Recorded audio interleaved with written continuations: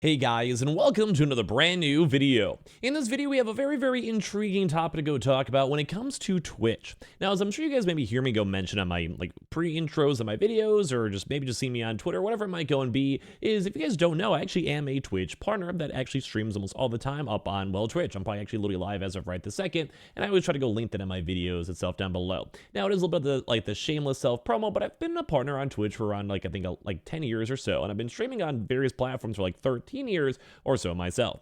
And typically whenever we see things like Twitch or YouTube or even Kick having drama, having impact, doing layoffs, or whatever it might go and be, it does kind of affect, well, people like me a little bit more on the more personal side. A good example is that I have a lot of friends who specifically work at Twitch. They either work at the Amazon headquartering offices over at in Seattle, and they work with people on Amazon, or they work at other various, well, offices.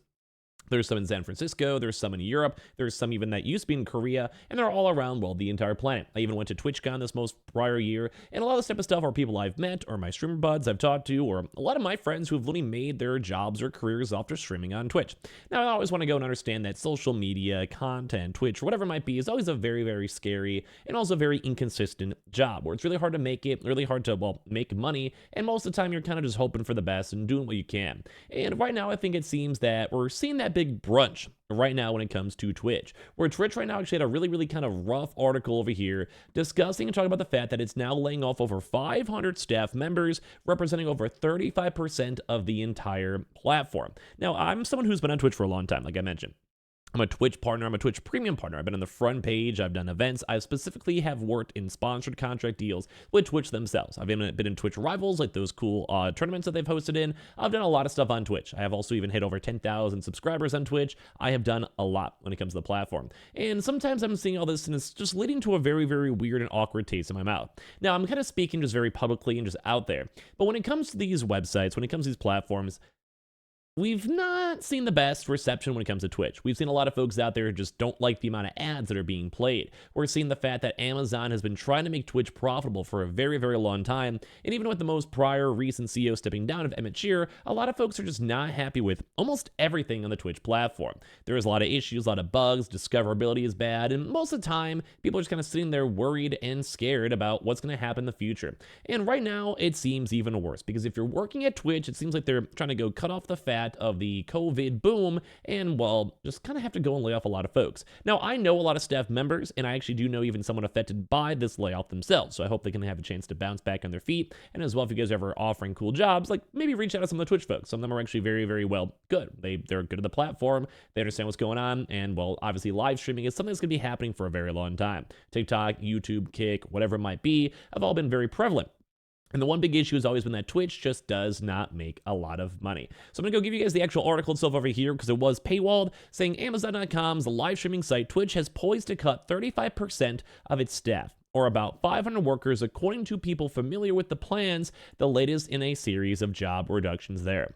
The cuts, which could be announced as soon as Wednesday, come amid concerns over losses at Twitch and after several top executives left the company in the span of the past few months. A Twitch spokesperson declined to comment. So basically saying, Twitch has always had the issue of being profitable.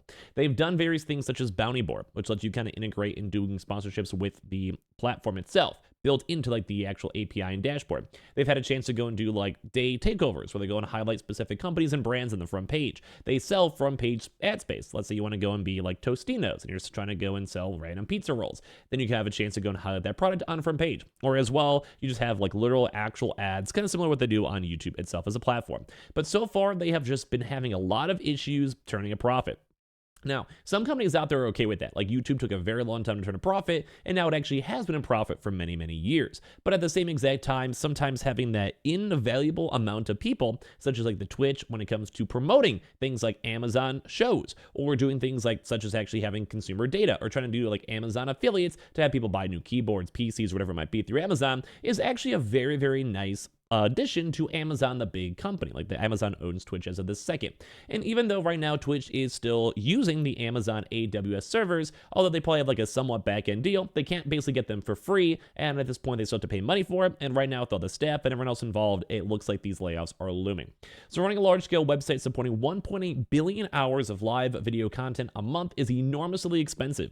Despite Twitch's reliance on Amazon's infrastructure, company executives have said In December, Twitch Chief Executive Officer Dan Clancy said the company would cease operations in even South Korea, hopefully North Korea, where the costs are prohibitively expensive, according to a blog post he wrote.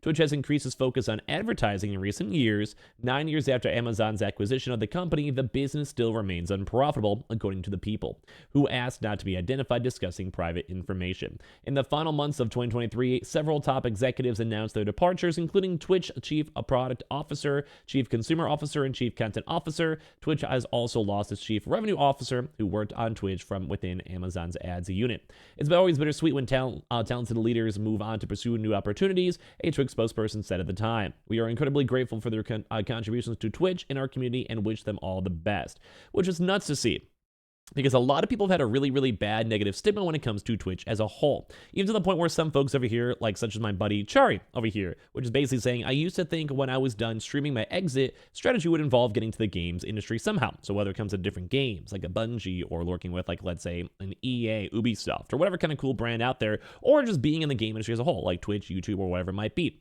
And they said, I'd be happy to be in the industry I like so much, but after the last year or so, I don't really see that being possible or even a good idea anymore. Which I went and nice, tastefully responded saying, when you retire, we're making a seafood boil restaurant in Louisiana, which sounds fun. But when it comes to this stuff, people have always been very, very concerned and scared about the future and longevity of social media. A lot of folks are kind of scared about the long term of what's going to happen, how it's going to happen, what am I going to do for my job, and especially now with all these big layoffs, even on PlayStation Studios, Bungie, Microsoft, and a lot of other very smaller side studios, layoffs are pretty much prevalent everywhere in the gaming sphere, where they had this huge bubble of games and people staying home, and even for streaming, a lot more folks even watching streams, participating in streams, gifting subs to streamers, Prime subs, whatever it might be, and we see all of this, and it's just a sad, sad situation to be around. Because people don't really know what's going on in the future on how things are going. We've even seen over here too as well, where people are like, hey, sad to hear roughly 35% of Twitch staffers are likely to get laid off, yet more COVID growth overcompensation showing to be unsustainable, which has been a pretty big prevalent post when it comes to the gaming sphere. And I'm disappointed on it, because number one, Twitch kind of had a long time and a big buffer of being the number one product leader when it came to showcasing live streams. They could have had a chance to have a lot more better discoverability. They could have had a chance to go and even push shorts and be a massive competitor towards TikTok or even YouTube shorts. But sadly, because of their, inability to actually be a proper company, and no offense to anyone who works at Twitch, I'm sure a lot of you guys do well, and there's probably a lot of more higher up hierarchy, which makes things harder.